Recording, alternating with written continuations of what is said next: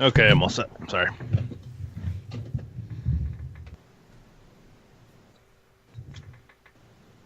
You guys ready? Okay.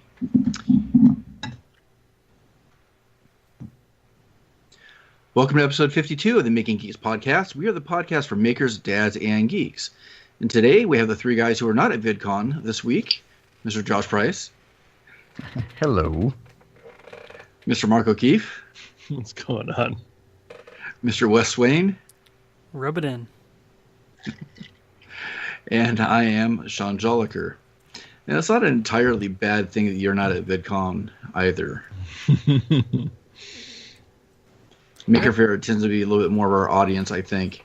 I feel like I'm in a sea of teenagers and, teeny boppers with their vlogging and lifestyle crap, and it's a really weird environment to be in. But the panels have been pretty good for the creators so far. Just, it's a very, very eclectic mix of people here. So what have you guys been up to this week? I have been continuing the fight to find time to rebuild my shop, or my office in the basement.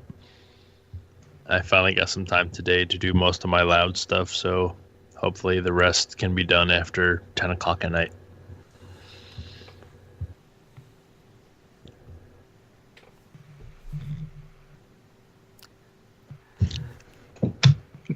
Pass it off to somebody else. Josh?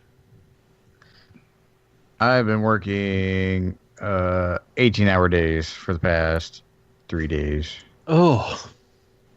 So I folded laundry today. That's what I did.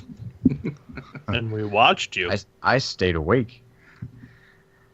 So yeah, there's a big inspection at work that has some foreign inspectors that come and check things out. So we have to go to shift work. And my boss is gone, so I'm the boss. So that means I got to cover kind of both shifts, and I'm there to make sure everything is okay. So I can't just throw the deuces when I think my time is up, because now I'm in charge and now I got to pay attention. So it's kind of sucked, but it's kind of been okay. Because I only have a week left, so I figured that inspection was going to come right when I'm ready to go, and I totally stopped caring. So yeah, my family's sick, so everybody's sick. I get home late and everybody's just miserable, oozing out of their face. So I gotta try to cook dinner. Yeah, it's nasty. I think somebody here has pink eye, and they're passing it around to everybody, and I think it has my wife. Do you feel that you guys have been more sick since you've been in the RV than? Your microphone isn't working, brother. Really? Nope. You're on the wrong mic. Say it into the microphone. Yay, Skype updates. There it is. All right. Do you feel Please that repeat your question. you guys have gotten sick more often now that you've been in the RV, since you've been in the RV than before? Or is that not the case? I don't know. So I wonder if it has a similar effect, since you guys are closer together, kind of like when I was on the ship in the Navy, right. Sicknesses just went through everybody at once, like a tidal wave. I think we get sick faster. Before, everybody had their own space and you can kind of stay away. But I think people get sick faster. So it's been kind of nice that I've been on shift work and gone most of the time, because I'm fine. And I come home and I'm ugh, you guys are looking like you're looking.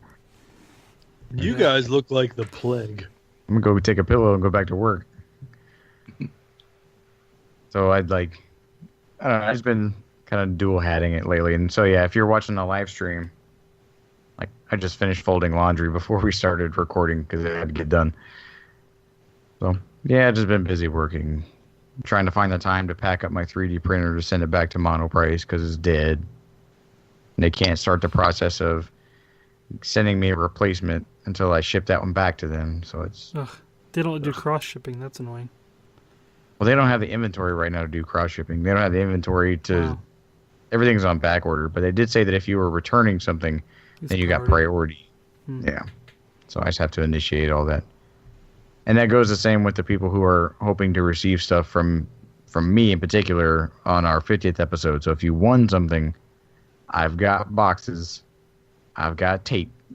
I just don't have time. So it's getting there.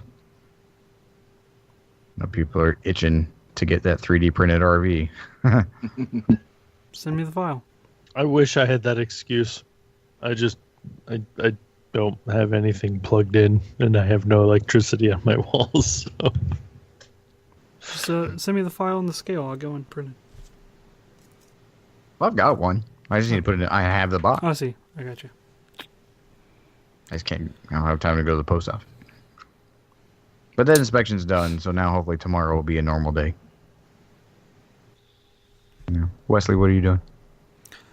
We had, let's see, Samantha had her swim meet on Tuesday. She's on the swim team. Score. And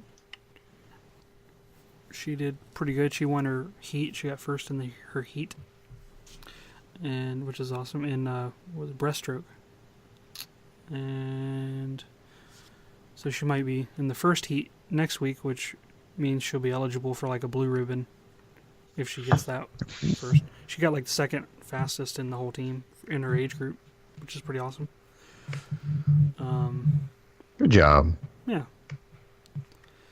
And what else? Just been dinking around with the WoW sword I've been working on.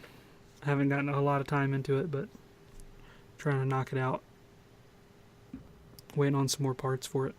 But it's kind of interesting that I'm able to power 120. I might have said this last week. I was able to power 120 LEDs with 3 AA batteries. Nice. Mm-hmm. But what else? Preparing for Grant's birthday. His 3rd birthday is this weekend at the pool, so getting ready for that too. Isaac's was last week.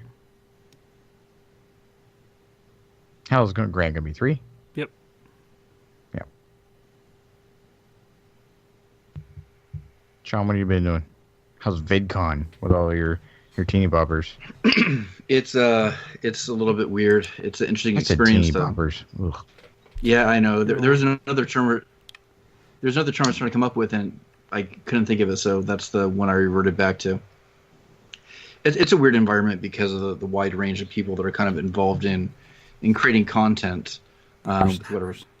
Yeah, whippersnappers make me feel even older.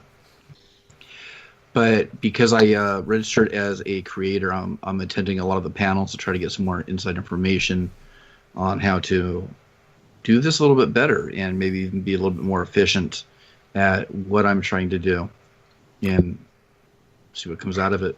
So it's not creator specific, there's also fans there? There's 3 different tracks. There's community, which is basically just the fans, and they have complete access to like a meet and greet and the expo hall. And then you have the creator track, which has access to all of the kind of like the panels and the different talks and discussions. And then you have the industry track, which they have their own set of panels and discussions. And yeah, it's been okay so far. I think some of the panels I'm attending tomorrow, I think, are going to be a little bit more of my interest. But they have everything from how to write a sketch comedy to doing music on YouTube to turning your channel into a business. I mean, all sorts of stuff. I'll try to report back on some of that after the next couple of days and share whatever info I come out with.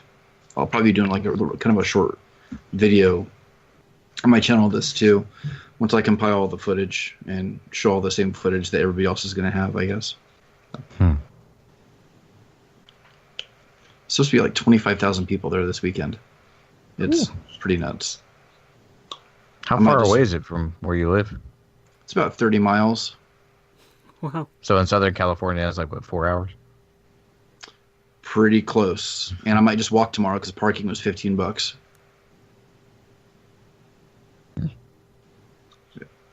Have we discussed putting like a one-wheel attachment on your leg? Not yet, but I guess we can now. Should think about that. Yeah, I want to talk to Matter Hackers about doing a mod or something special for my leg. Like a gizmo duck type deal. Yeah. Imagine I'd be up for it. the views you'd get on that video. I'm more concerned with the mileage I'd get. For real? What, for your wheel? I want a Tesla leg. Call it Elon Musk. Solar powered, rechargeable. You know, I'm sure if you contacted him, he'd probably be game. Hyperloop, solar powered, rechargeable. What kind of like STEM classes do you have at your high school? We're just starting that up. In fact, I just found out before work ended, I don't even know if I had told you guys, that I'm teaching computer science next year. Oh. It's about time they sent you that coding class. They better get their money's worth out of you. Yeah, except the whole year they're prepping me to teach animation. And oh, you're going to teach coding? I'm like, okay, fine. I'd rather just teach, how to make dumb crap on YouTube. Well, you should start a club at school, and their project should be your one-wheel leg. Maybe I'll have them do the code for it. A couple Arduinos and... Forget FIRST Robotics. Forget the underwater little robot thing. Mr. Jolliker needs a fast leg. Maybe I should just call up Casey Neistat and get one of his extra boosted boards and see if he'll donate it. Yeah, you might see him hanging the one wheel. That's right. You should see him this weekend. He's be a screaming 12-year-old. I won't be able to get close to any of those guys, which is just fine with me. Sadly, there's a huge lack of a DIY presence, and that's a little bit troublesome. It should be a little bit bigger. I talked to some people that I thought should have been there presenting, but they're not presenting, unfortunately.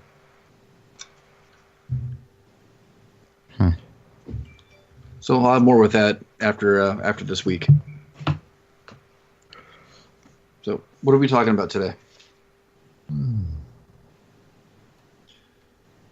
Well, we started talking about the 3D printing and the legalities of, just taking someone's art or design and just printing it and making money off of it. So I'm curious as to what you guys are... Should we kind of set it up with the example that we were talking about with Joel Telling? Josh, yeah. weren't you that kind of had the lowdown on that situation? We can probably use that as a jumping off point. Well, yeah, the other day, and he just posted a video about it. But the other day, somebody in the I Like to Make Stuff group, who has a channel name or business name that's very similar to Joel's, like received a letter from this company. Pretty sure it was a cease and desist letter that told Joe to take down this video. And it was one a while back. It was called like stealing things from Thingiverse or whatever, selling things from Thingiverse. In which this company on eBay takes very popular models from Thingiverse and just sells them. And the one is a very popular like dragon model. So it's one that the Prusa i3, if you ever seen pictures of it, it's got this really tall, slender dragon with its like head upturned. So the person that made that model found out that this guy was selling his stuff, or selling her stuff rather, and didn't really send like a copyright infringement notice. It was one of those things through eBay, and just same you could send through YouTube. It was like, yo, this thing is copyrighted. Tell this person to take it down. And eBay took down the model, and then eventually took down all of his models. And I forgot, or all the offerings, because they weren't his models. And it went around the 3D printing community, and it was this big stink. And so Joel made a video about it. It was a while back, last year or so, I think, right? Yeah. And Yeah. about like Creative Commons licenses. So there's Thingiverse, and people who don't know anything about Thingiverse think like, oh, well, it's just a place I can get free models that people upload. They upload it there for free. It's open source. Everybody's happy. It's a take a penny, leave a penny type situation, and you can just go make money off of it. And that's definitely not the case. So if someone has a Creative Commons license, and they'll specifically put in there, like, either you can't, use this model for sale, and if you do reprint this in some type of fashion, you need to credit the original artist. And this guy was doing none of that. He pretty much responded to that lady when she told him to take it down was, you put it on Thingiverse, it becomes public domain, and I can do what I want with it, which is not correct.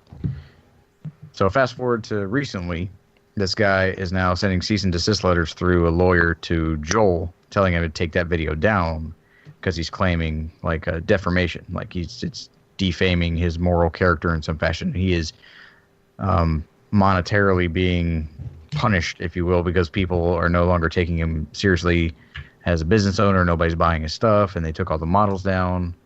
So it was really funny because he was talking about, like, in the 2 months they were making, I think it was like, I would say $2,000 something on the high side, if I can remember that video correctly. And so because of that video and the negative press it gave him, he missed out on the potential of $100 or $200 million worth of revenue in the year or 2 years. It was something ridiculous. Like, I wanted that guy to pitch that to the Shark Tank and just watch them like laugh at him. But and Joel's standing by exactly what he said. No, I mean, he had a lot of facts. Everything that he produced was either open to the public or was provided to him by the person who created that model. And now this dude's trying to file lawsuits and trying to get lawyers involved. And so we kind of started talking about it.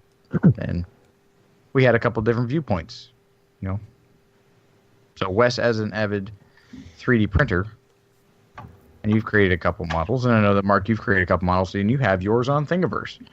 Yep. So, Mark, are your models copyrighted to the Creative Commons license? I believe, and that's something I really got to look into. I haven't actually looked into it.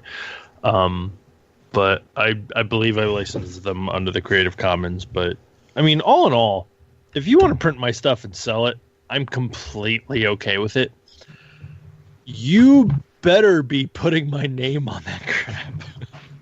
and that's really, like, I realize that, Thingiverse is not a concrete law. It's technically the Wild West. It's digital Wild West right now. And it really comes down to the character of the person doing it. Like, don't suck. If you're going to sell something that somebody else designed, yes, you can go out there and say, okay, well, this is time on my machine, and this is my material that I'm printing, so I'm just charging for time and materials. You're still being a giant D-bag. Put the person's name on it. It costs you absolutely nothing to give the person who designed the model credit. It's not the most you should do. It is the absolute very least you should do to give the person that you're printing their models and selling credit. Because at that point, like if someone took one of my models and started selling on eBay and they were crediting my name and all that, you are helping me by getting my name further out that I can get on my own. So at the very least, put my name on it. Help me advertise. If you want to make money off of something I designed, fine. Give me free advertising. But that may not be like the popular opinion, though. No, and yeah, granted, I don't find myself in the popular opinion on a lot of things. But I mean, for me personally, that's all I want. If you're going to sell my... Because when it comes down to it, I put my models on Thingiverse. You have free access to my models. I can't control what you do after I upload it to that website. And I don't, I'm not going to lean on that website to enforce any laws.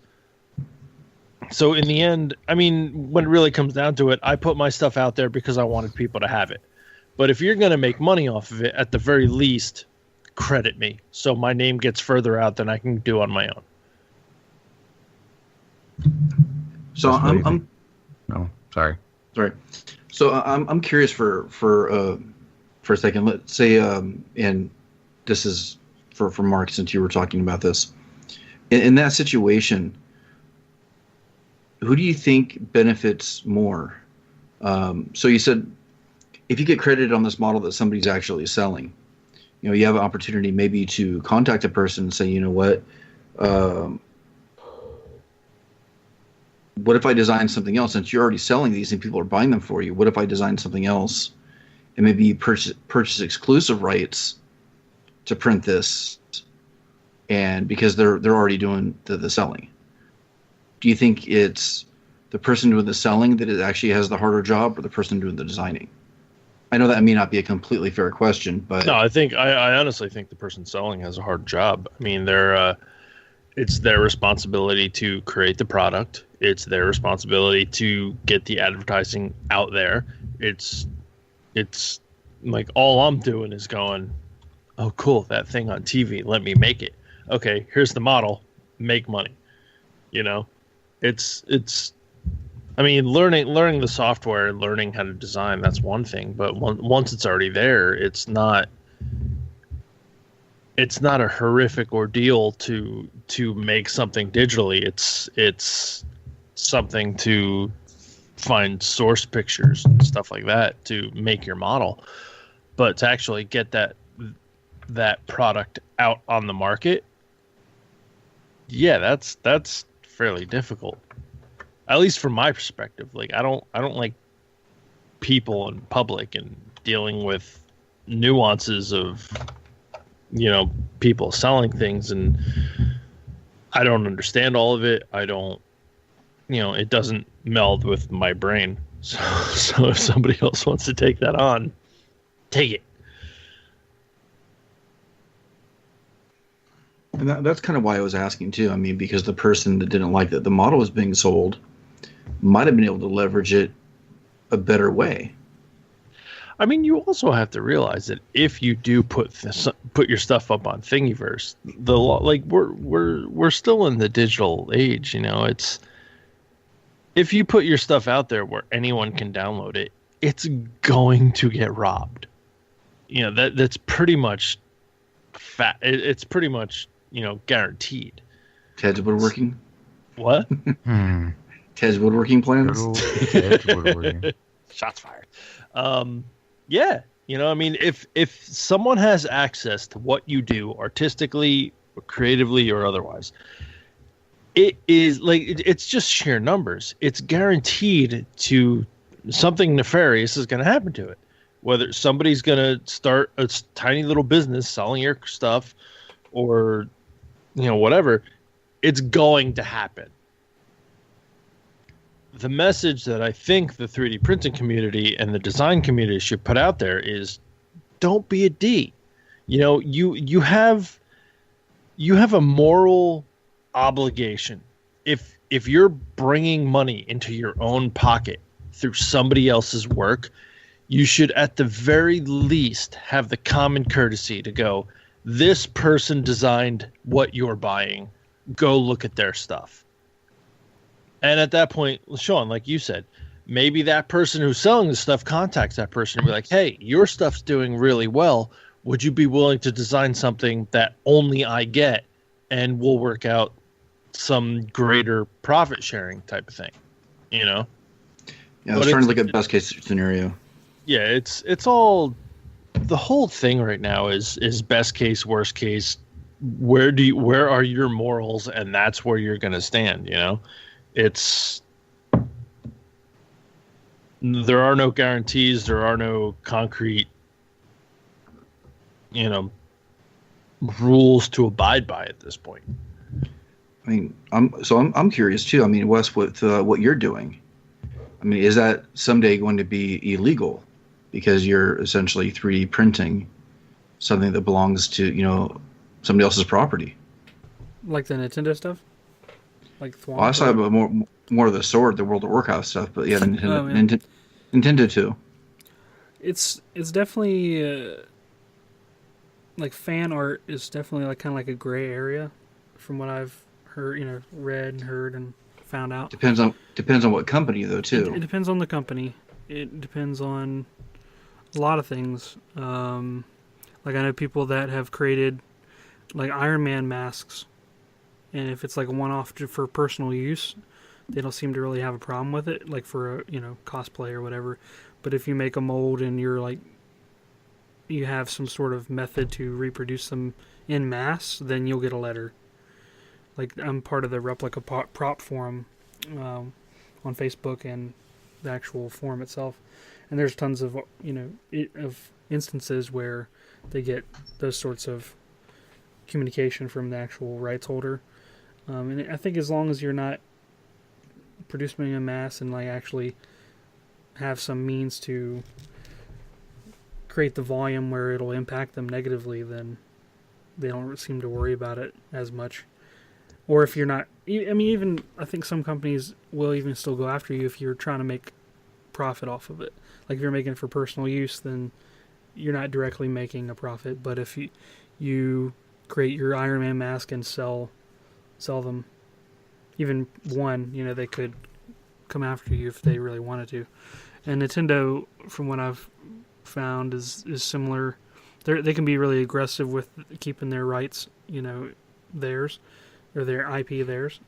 Especially like if you're like creating a video game with their characters, like an independent kind of, even if it's for free, they'll pull the hammer down. Like if you're making like a Zelda short film, they'll hit that pretty hard. Like they do it all the time, which is kind of, I can see where they're coming from, but also if they're really huge fans, it's sort of like their passion project kind of thing, and they're not wanting to do any sort of negative for Nintendo specifically. But it's just they can't pick and choose. Like they're a lot of the companies, if they pick and choose, then it devalues their like legal standing. So then if someone really puts up a fight, they're like, well, you allowed this one, why didn't you allow this one? And so they take like a more of a blanket approach. And I think that's legally that's what they have to do. They have to enforce all of the violations as equal as they can, from what I've learned. But I know that Nintendo and Disney are like kind of notorious for going after people. So I have a moral question. Now, in my research with dealing with making stuff in regards to Lego, I know through the grapevine I've heard it's pretty much as long as you are not making what we currently have on the market, we will not mess with you. But if you're making like an Iron Man and they're selling an Iron Man, at that point they will say, hey, knock it off. And they will send you the letter. Now, do you think that if a company isn't actively cashing in on one of their properties, that somebody else should be allowed to, like for Nintendo, let's say nobody makes a Metroid mask, like prop replica, and they don't make it, and they have no plans to make it. Do you think they should at that point let somebody else make it and they would license it at that point? They would have to sell the license to a company. So with copyright, like a copyright is only good if you enforce the copyright. So we can make, Making Geeks bottle openers or whatever and copyright them. And someone else in China or someone else in Toledo can make 1 million of those. If we don't enforce that legally, which is expensive for the company, then that copyright can go away. And so those companies, but like when David Picciuto made that little air freshener thing of the tree, right? That company holds that shape very, very close. It's proprietary and it's copyrighted, and so they're very aggressive. And Nintendo and Disney, like you're talking about, are very aggressive because they have to be, because they don't make a physical product. All their products are like artistic. And so if someone else takes their artistic thing, it's the same if you and I wanted to build an iPhone, right? We're stealing someone's physical product. We're stealing their intellectual product, like you're talking about, Wes. Yeah. But it's like if you go to like a baseball game, and down the street you've got a bunch of people on the street corner like selling, Rangers shirts or like the Braves hats or whatever. Like all those things most of those are non-licensed, and so the cops can come and they can take that stuff because they're selling unlicensed in materials, which is against the law. Yeah, but those are also actively being made every day of the year. Okay, but back to your, I guess, to answer that question. I think my question is more: should the company go hand in hand with these people who are making something that they have no interest in making? I think that's their decision. Now, I'll try during this conversation. I have my own personal feelings, but I'm going to try to play like lawyer for company. We still want to hear your personal feelings. Well, I mean, if my client had the Metroid helmet, right? If I owned Metroid, or my client owned Metroid, I don't feel like having that helmet. We're gonna, in a couple weeks, we're gonna come out with a new line of helmets. I don't want that new helmet anywhere out in the world because it's old, it's outdated. And if a company started making it, it's like, oh well, Nintendo, you're not making it, so why can't I? It's like, well, it's mine, and I control the decisions that my company makes. I control my intellectual property. I purposely don't want it out there. And if you, 3D printing company or whoever, wanted to start making it, you could approach me and go, we want to license the rights to make this ourselves, and then I can make some money. I could still say no, because it may not be in line with the projections of my company or whatever.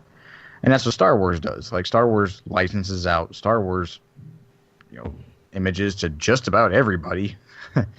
Like, if you have a bag of grapes and you want to slap Yoda's face on it, you pay Lucasfilm and now Disney some money and they'll let you do it. But like Stormtrooper armor and that stuff, like, there are companies that are licensed to make legit Stormtrooper armor. And like you're saying, there's nothing preventing you from going out and making your own. First. Yeah. You can make it your own all day. They might be a little more lax because, like Wes, you're talking about, they value like fan art and they want that following because ultimately it may be good for them. But if we all come together and start making Jabba the Hutt suits, the highest quality, best, most screen accurate Jabba the Hutt suits, right? And then they start losing money because we're selling that. And that's money that belongs to them, just like this 3D printed model that this lady made.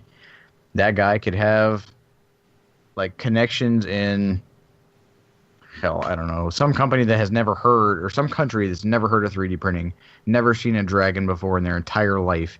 They just saw this thing. They think it's awesome, and they're going to worship it as an idol.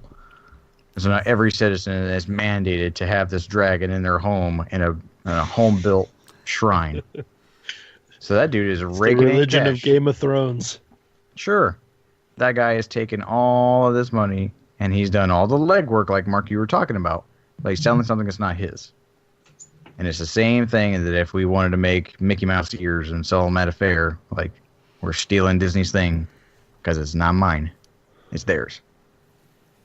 But if they didn't copyright it, or if they did not come after that person for infringing on that copyright, ethically and legally it's still wrong, but there's nothing preventing them from doing it if they're not, like, sought after, if that makes any sense.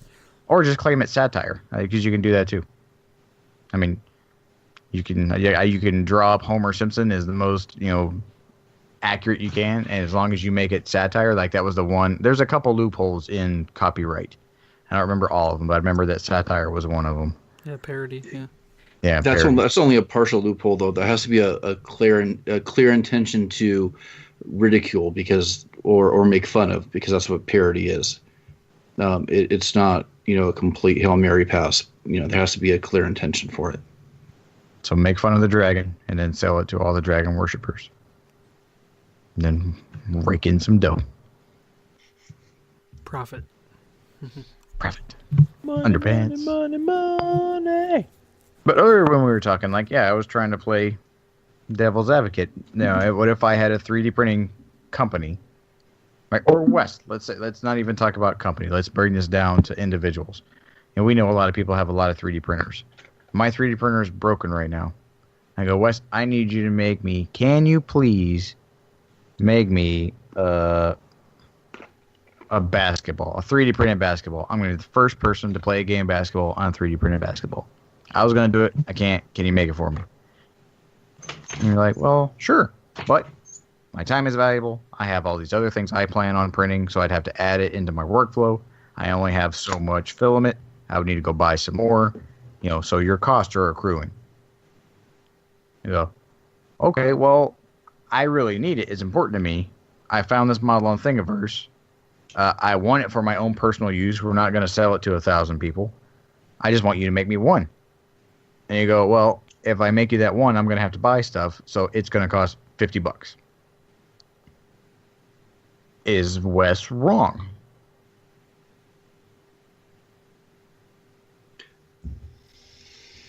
Paying for a service is paying for a service. I think there's two separate issues there. One is, okay, you're paying for a service. The second is, should you be allowed to reproduce that thing that you may not have legal right to? It's like when I was,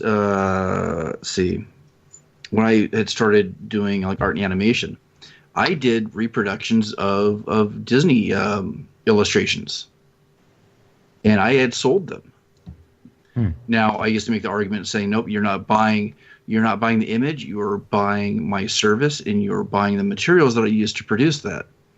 But we all know that's a bunch of crap. Because they could have gone to the store and bought paper and pencils. No, they bought an image that I created that somebody else was the original creator of. So per copyright law, I probably violated copyright. I went to high school with a guy who, every high school has the art fair, and they'll have it around with their drama club when they're doing a play. So we at one point learned how to make animated cells, like the process of what they were, but we only made one. So he started making just single ones of a bunch of Disney characters, and he sat out front and sold them for like $50 a piece, and he made a ton of money because he was really talented and they looked really good. So that, he probably could have gotten into a lot of trouble for it, but I don't think Disney's going to go after a kid in art club. Right, but is there any difference between that and 3D printing an item that you did not originally design or did not own the copyright to, or the IP? On that same moral ground that you established. On the moral ground, no, there is no difference in the moral ground. You are modifying something that somebody else designed. I think it's even more different because at least with the art one, you actually have to manually reproduce it, as opposed to a machine that can make an exact copy. Over and over again. But there's also another difference where with the guy I'm talking about, he was hand drawing everything and it looked good enough. But what you're talking about is just downloading off of Thingiverse. But there's also the third version of the person who's talented enough, like any one of us, who can look at a picture and extrapolate sizes and actually go into a 3D program and design that from scratch. You're not taking a model from Thingiverse. You're actually making that model from pictures. At that point, I think it becomes a lot grayer, but ultimately, yes, you kind of still are stealing because it's not your design. But you also can't get the 3D version of what you're looking at. So that's the question too. Is the 3D model a violation of the copyright or just the final print? I think ultimately, yeah. I mean, because you're still making something in the likeness of what somebody else created. But it's also a lot of gray area because, okay, let's say, abstract. I'm drawing a complete brain fart. All right, let's go Hellboy. There are no Hellboy toys. So if I were to take the comics and create a 3D model of Hellboy and make a movable action figure and start selling... There's one that exists. I couldn't think of anything else. Humor. Go ahead. Humor. Go ahead. There are no Hellboy toys. But, okay. Yeah, so there's no physical representation of this character that I love. So I decide to go and take from all the pictures and I make that physical representation. I ultimately think that is a gray area. I mean, legally and in the staunch view of the law, yes, you are stealing. You are taking that image, that likeness that you did not create, you did not own, and you are selling it. But I also think on the other side of it, that artist that created it might look at what you did and go, holy crap, that's amazing. I never would have done this. Do what you need to do. Or they could side with the law and go, no, you need to stop doing that because I don't want it. So I think legally, when you're dealing with this stuff, it ultimately comes down to the person who created what you're dealing with. I think the line is also like that. I think it's a commerce law that if you intend on making it for yourself, that's one kind of aspect. But if you intend on mass producing them or selling them, like if you're going to make money off of it. But Wes, your Darkwing Duck gun, you sent that to the original creator, or you sent an image of what you were going to do. Did you ask permission, or is it the situation like Mark was talking about where you made something awesome, you showed it to him, and he thought it was great? You just happen to have a favorable reaction. Yeah, to clarify, I sent it to the current illustrator of the Darkwing Duck comics. Oh, okay. Who, it's still definitely a Disney copyright. But he was definitely down for me making it for him and sending him one. That, for free, obviously. So maybe that is the area where that's where the difference comes in. But bringing him up is interesting because he goes to a lot of conventions and he does artwork that he sells. I'm not sure how he gets away with this because they're clearly Disney characters and other properties that he draws, and he sells them at conventions for like $20, $30 a pop. So I'm not really sure how he gets away with that, to be honest. Because he's already a licensed Disney artist. I think if you're a licensed Disney artist... He makes like Batman, Marvel mashups and like all kinds of... They're not strictly like Disney that's iffy. That's iffy then. Like he'll do like a Who Framed Roger Rabbit mix with, I don't know, Pluto the mix Popeye. Thing might be it. Is that you are taking a property but you are changing it to a degree. But individually they're still recognizable as their individual things, so... Right, but it's a certain percentage, if memory serves me, that you have to change something in a certain amount of distinguishable features or something. But so I think the mix-up, albeit hit like the cool niche, it may be absolutely necessary. So here's the interest. Well, let's go ahead. I'll tell my story after. That's just a simple example of some of the things he does. Like he did one where it's like Batman. And he's standing there, and then he's standing there with his chest out, and this cape is like fluttering to the side. And then you see Darkwing kind of standing beside him, but his face is completely obscured by the awesome cape of Batman. So they're clearly like two different licenses in one picture. They're not mixed up. Yeah. It's just like a juxtaposition that's funny. Right. And he does sell them. I'm not sure. I need to probably ask him, but in a private setting, like how he gets away with it. I don't know. Maybe there's... I can't imagine he has like a special pass from all these different companies to be able to do that, but maybe he does. I don't know. Tell me if he draws you a special like Wes and Darkwing lithograph that's what he said he was going to give me. Is that in exchange for the gun, he would trade me artwork. Mm-hmm. So I don't know. Special Making Geeks logo. It's a motivation for me to finish it for sure. So Disney is the epitome of anal retentiveness when it comes to managing the IP, their own IP. And if anybody's ever heard of Disney Infinity, which is one of the Toys to Life brands where they had all these different figures in a video game, when they were developing the game, they originally did not get it approved because they had a mix of all these Disney characters, Marvel characters, and even within their own IP that never would have shared the screen together. And it wasn't until they made the pitch, said, oh, they're not the real characters. They're toys. They're toy representations of the characters that Disney then gave the okay for them to have this shared universe together. That's how closely they managed, their own properties. That it had to be justified that these aren't the real characters. These are toy representations of the characters. That way they could be allowed to do all these weird and odd things in this toy universe. It was the only way that game actually got approved.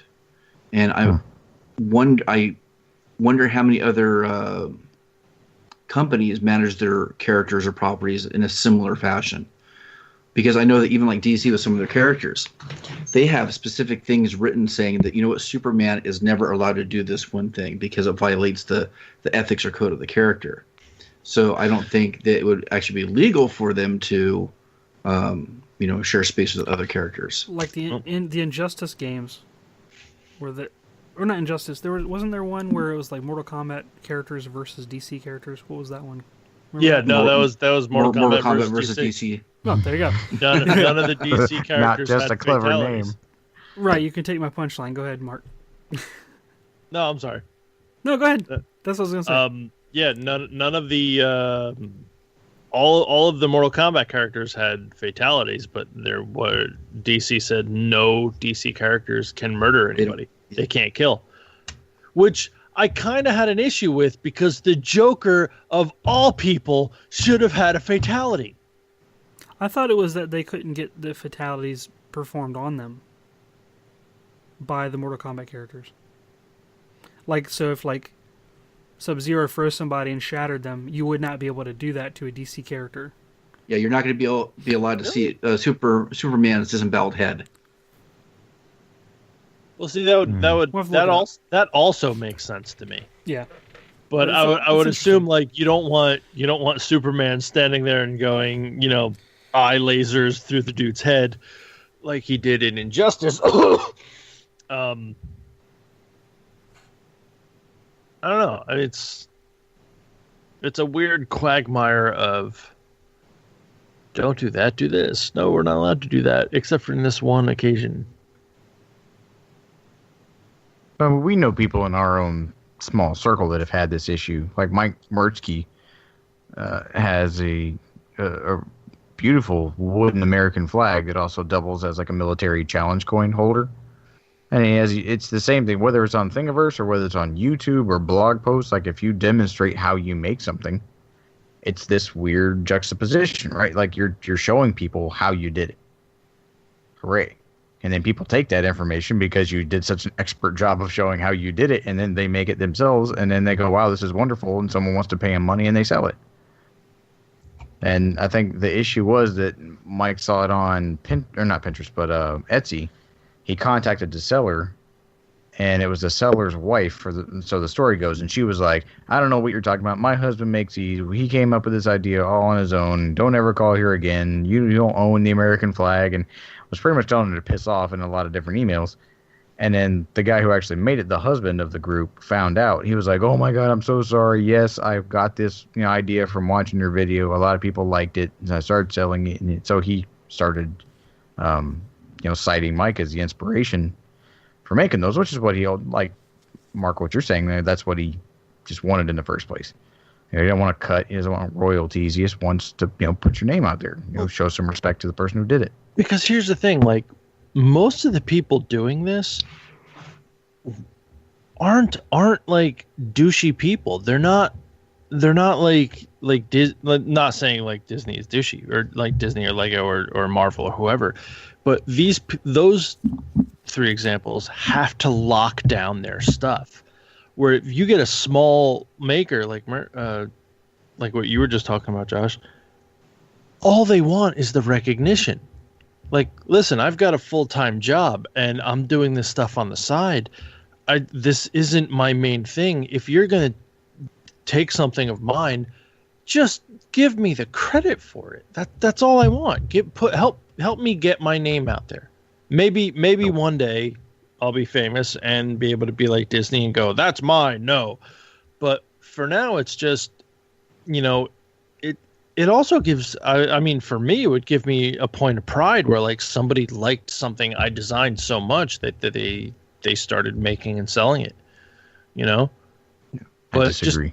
Just help me with my name. Because most of us don't want to deal with lawyers anyways. We'd rather just take that route. Well, because the other side of it is I'm not making it for a reason. I don't have time, or I don't have the process, or I don't have, whatever.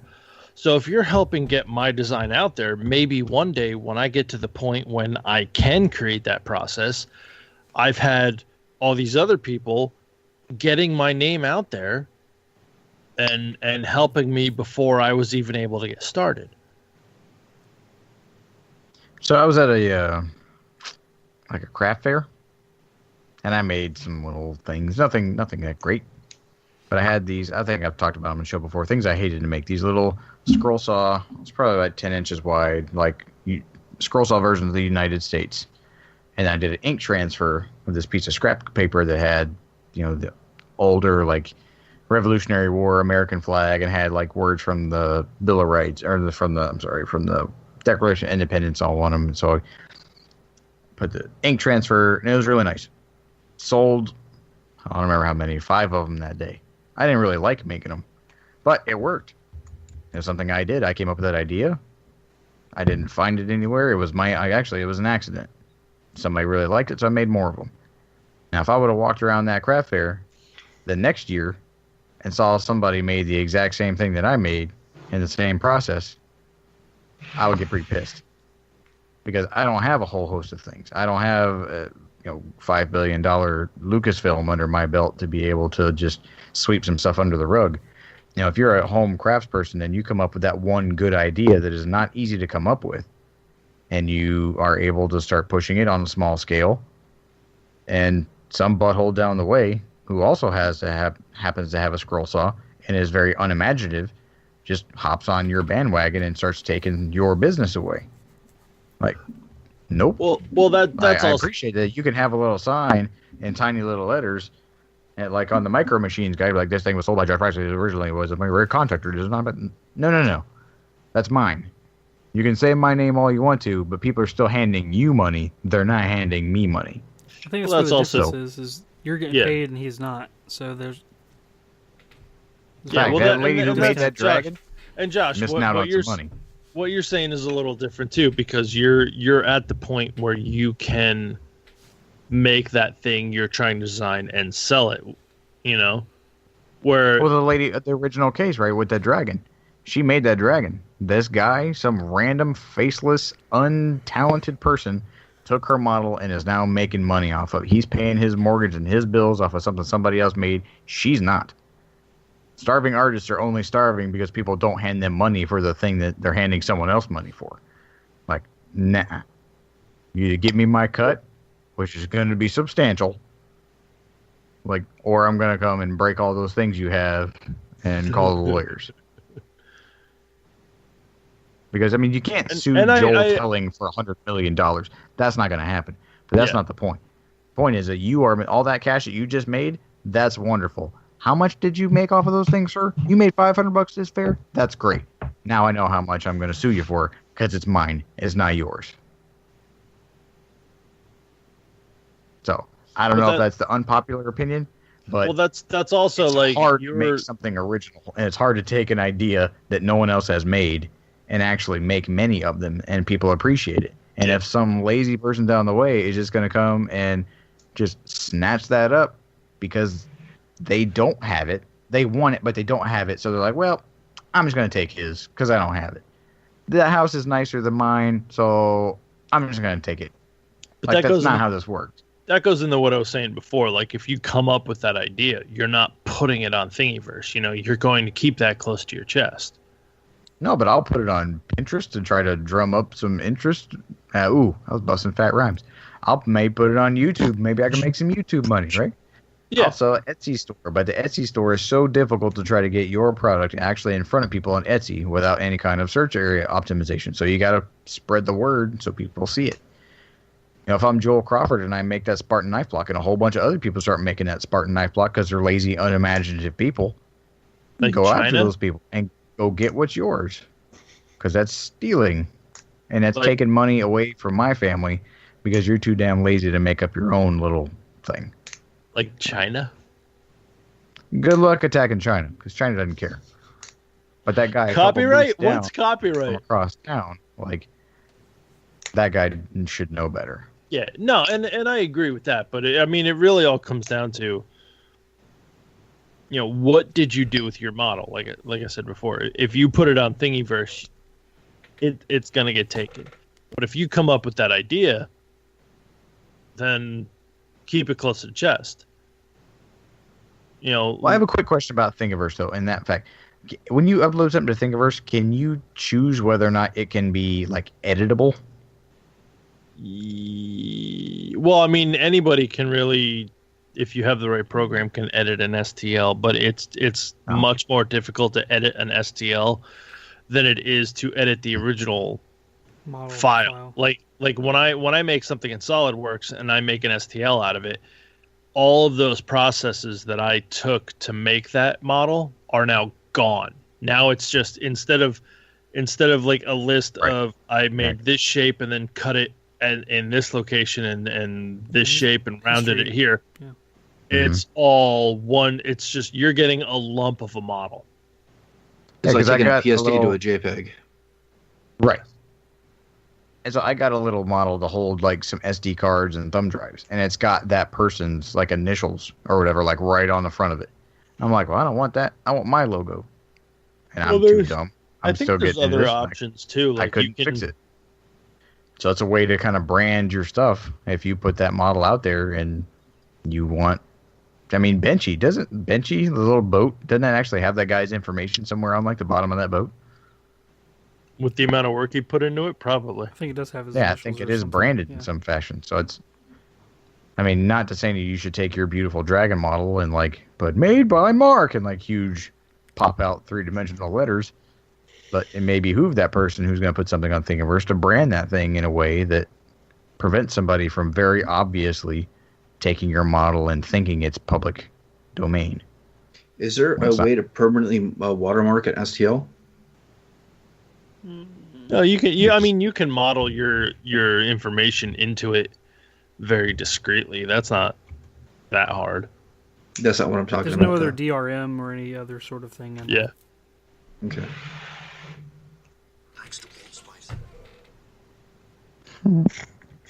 I'm on a horse. Trying to pull up something. Does anybody else have any other thoughts on stealing people's stuff? Whether it has some cases where it may be okay, or is it wrong all the time, or it's a gray area? The courts are going to have to figure some of this out because it's just going to get easier and easier to scale up production for items, and it's going to be easier in the future as opposed to more difficult. So hopefully the courts will have a better ruling on some of this stuff. And that way, no matter how big or small you are in terms of a designer, that everybody has some sort of, fair legal recourse, since we all kind of want a piece of the pie. I could sell it on the plastic market. Basically, I think it comes down to don't be a dick and contact the original content creator. No matter what the medium is, whether it's 3D printing or something else. Or YouTube. Talk to people. You'd be amazed at how many people go, what, you want to do that? Okay, put my name out there, give me a little bit of cash, and it's be up and up. When it comes down to it, be up and up. And I realize the world we live in, and you will never have people always be up and up, but you'd be surprised that people will help you later on down the line and maybe give you more models if you're not a D-bag. Right on. So is everybody geeking out about this week? John, you getting a lot of insight? Are you excited? Like, besides it, is this a field trip or just something that you're excited about? After today, I don't know. I was day trip. I was excited a little bit just to kind of like be in the environment. Maybe I would absorb some sort of success through osmosis, but that's not going to happen. It's almost like school because my main reason for going is to attend the panels and just learn more and hopefully get better at what I'm trying to do. I don't care about meeting celebrities. I don't care about a lot of the stuff that other people are doing while they're there. Maybe a little bit of networking, but I don't just the nature of the way I work, it'd be more like just attending the panels for me. So I'm excited for the information and how that might carry over to my channel, and I'm excited to share the information with everybody else in our group and community. But that's really about it. What I'm actually geeking out about is I have an old Super Nintendo that I brought out and let my kids play for the first time. And that was a lot of fun seeing them play some of these old school games that I haven't tried playing in probably 20 years. What'd you play? Played the original Mario Kart. Mm-hmm. Are you playing Star Wars? Didn't I see a post on that? Super Return of the Jedi. Yep. Which, I was a little bit... No, it's not. But Mark got farther in the game than I did, and I was a little bit ticked off about it. And it was funny. Is like after about 15 minutes, I was reminded about the kind of headaches I would get when I play those games, because the graphics are so poor they would strain your eyes more to figure out what the hell's going on the screen. So it's kind of a little bit of a walk down memory lane. Kind of cool seeing my kids play. So that's what I was geeking out about. It is really fun. Like, Deke will come up late at night. He's like, "Hey, Dad, can we play Nintendo?" It's kind of fun but it's weird in the RV. Like, the TV is not straight on from the couch; it's off to the side. And if I'm playing with him, like, my head will be turned 90 degrees. And playing like A Link to the Past for like an hour and a half with your head cocked like completely to the side, like that's when you feel like an old man. You're like, "Ugh, it hurts to play video games." You mean you don't sit on the floor and look up like this? Oh, that's what we should do. You get set real close, Deke. As close as you can. Wes, what about you, buddy? I've been geeking out about a couple videos. Bobby Duke had one where he carved a sword from a pencil. He like carved the lead inside the pencil. And I've seen other people do that, but it was a hilarious video, first off. His accent was... But he really makes like me want to try that. 17th century Duke. Yeah. A Bobby Duke. A Bobby Duke. The Duke of Bobby. I really wanted to try that out. And then Peter Brown just released his video about making dragon eggs out of concrete and balloons. And I want to try that too. Actually, just saw that as we were doing this, and I was like, "Oh, what is that? I gotta go look at that." Yeah. My boss actually stopped and looked over my shoulder when I was watching that at work. Yeah. And he was like, "What's that dude doing?" And he watched half of his video. He's like, "Well, that looks kind of neat." Yeah, man, go try. Mark, what have you been up to? What you geeking out about? I don't know. I finally got to work on my shop a little bit today. I got all the loud stuff out of the way, so I can hopefully continue working throughout the couple weeks ahead, and after they go to sleep. I've actually been getting excited about a couple projects that I really want to do. But geeking out. Dark Matter's back and Killjoys are back on Sci-Fi Channel, so I'm really excited about those two. I got hooked into those shows. Have you, Josh? Well, like I said, I've been pretty busy this week, but the one thing that I did get to see that I was really excited about was there's a member of our group and somebody that we've met. I know I've met her once. I don't know, met Wes, you might have met her more, but Sarah Connor from Wartooth. Is Wartooth Designs? Yeah. Yes. Yeah. She makes super amazing drawings of really, really silly things. And like potatoes and just like crazy animations. It's really awesome. And she just quit her job a couple days ago to go work at Frank Ippolito's studio in San Francisco as a freelance artist. And it's amazing. And I will reiterate my original sentiment to you, Sarah, in getting to work with Frank Ippolito.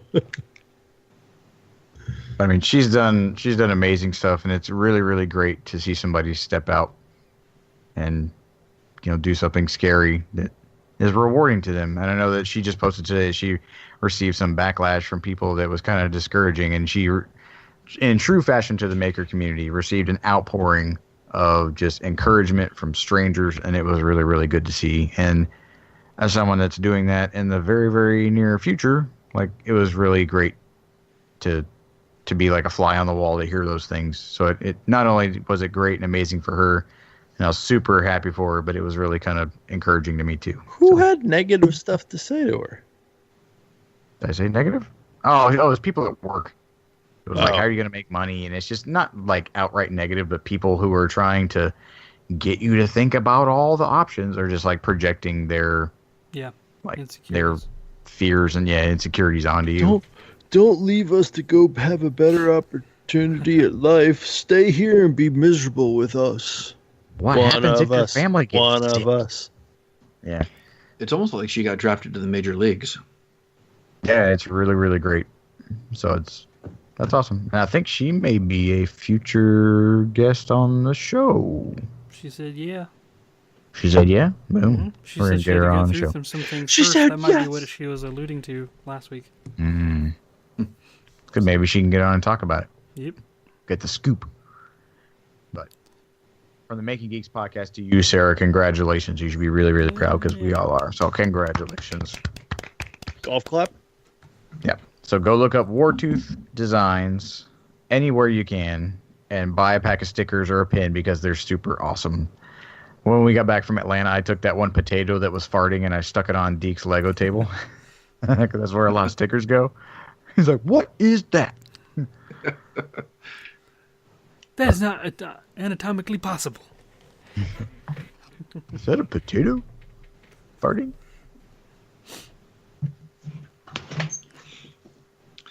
All right, so we would love to hear from all of you. Please visit makinggeeks.com, check out the contact page, send us some questions, suggestions for the show. We would love to hear from all of you. And go and check out the homepage where you can listen to all of our past episodes, including all of our past special guests. And hopefully in the near future, the guests or future guests that we were just talking about. So makinggeeks.com, please check it out. And you can find our social media presence at Instagram at Making Geeks Podcast. Brain fart. I apologize. Robot. Making Geeks Podcast on Instagram. You can find. Yeah, I am just batting 1,000, ain't I? That's how big. Like I had a bad ending to the week. It was the end of the quarter, and they fried my brain. I get it. I haven't slept in many, many hours, and I'm like, I don't think that was right. But whatever. All right, start over. On Instagram at Making Geeks Podcast, on Twitter at Making Geeks, on Facebook at Making Geeks. Look us up, find us, talk to us, make fun of us, do whatever you want. Just go there. And a big, big thanks to our patrons at patreon.com/makinggeeks. We love you guys. Yeah. Thank you so much for what you do. Your support really helps us do what we want to do here. And we appreciate you. And big thanks to our top patron this week, Mr. Seth Williams again. Hey, Seth. Who's going to top him? Ooh, it sounds like a challenge. Fight! And you can find our own social media presence at geeksmithing.com, geekbuilders.net, Asylum Designs on Instagram, Twitter, and Thingiverse, and thepiworkshop.com. And we hope everybody had an amazing week. We'd like to thank you, as always, for sticking around and hanging out with us. Stay tuned every Saturday, where we post a new episode on all of the podcasting apps, iTunes, Google Play, all the others that I don't know. Podcastathon. That's one I just invented. I like it. Yep. Podcasts are us. Yep. Podcastinator. So, have an amazing week, and I hope we see you next week. Have a good weekend, everybody. Later. Take care.